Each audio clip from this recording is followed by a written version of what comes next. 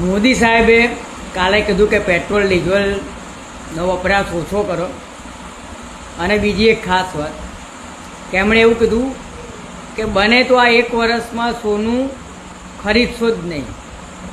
સારી વાત કહેવાય કે આજે તમે આ શિખામણ આપી રહ્યા છો કે દેશની પ્રજાએ શું કરવું જોઈએ અને ના કરવું જોઈએ. સાહેબ, સોનું ખરીદવાની તમે જે વાત કરી રહ્યા છો તો ચલો માની લઈએ કે તમારી વાત માનીને અમે સોનું ખરીદવાનું બંધ કરી દઈએ, તો આ જ્વેલર્સોએ શું દુકાન બંધ કરી દેવાની?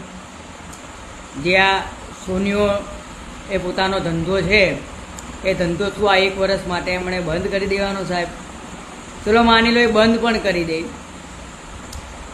મને 1-2 મોટા નામની ખબર છે, જેમ કે કલ્યાણ જ્વેલર્સ છે, તનિષ્ક છે, બીજા બી હશે મોટા નામ, મને એટલા બધા યાદ નથી.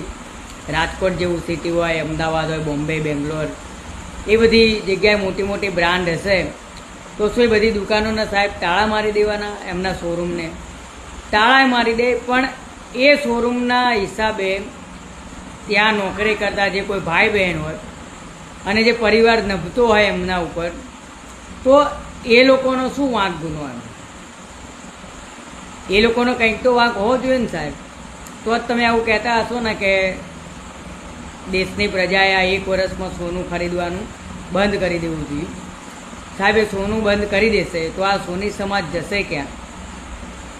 સોની સમાજની મને ચિંતા નથી, પણ સોની સમાજ ઉપર નભતા જે પરિવાર છે, આજે જ્વેલર્સની દુકાનોમાં જે નાનું મોટું કામ કરી મહિને 10, 15, 20, 25 હજાર કમાતા હશે, એ પરિવારનું શું? એમ પછી એ લોકોએ શું કરવાનું?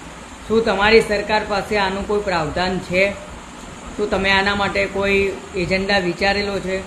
જો તમે એજન્ડા વિચારેલો હોય અને પરિવારની તમારી પાસે માહિતી હોય કે ભાઈ પરિવારનો નિભાવ ખર્ચે પરિવાર કેવી રીતે કાઢી શકશે, કે તમે કોઈ એની વ્યવસ્થા કરી આપી હોય, અને પછી જો તમે આ સ્ટેટમેન્ટ આપતા હોય કે ભાઈ દેશની પ્રજાએ આ 1 વર્ષ માટે સોનું ખરીદવાનું બંધ કરી દેવું જોઈએ, ચાહે એકદમ નજીકનો પ્રસંગ હોય કે ઘરનો પ્રસંગ હોય, પણ તમારે સોનું ખરીદવાનું નથી, તો સાહેબ તમારી આ વાત માની લઈએ અને સોનું ખરીદવાનું બંધ કરી દઈએ. તો આ એક જ પ્રશ્ન ગઈકાલનો હું વિચારી રહ્યો છું કે મારી નજરમાં એવા ઘણા બધા મિત્રો છે કે જેઓ જ્વેલર્સની દુકાનમાં નોકરી કરે છે, તો એનું અને એના પરિવારનું શું?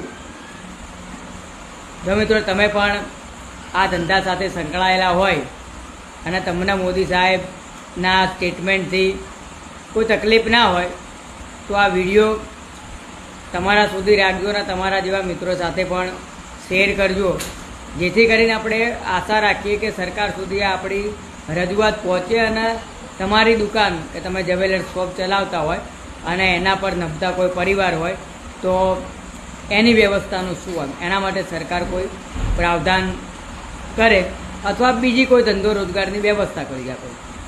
બસ એ જ વાત સાથે મારી વાણીને વિરામ આપીશ. Thank you.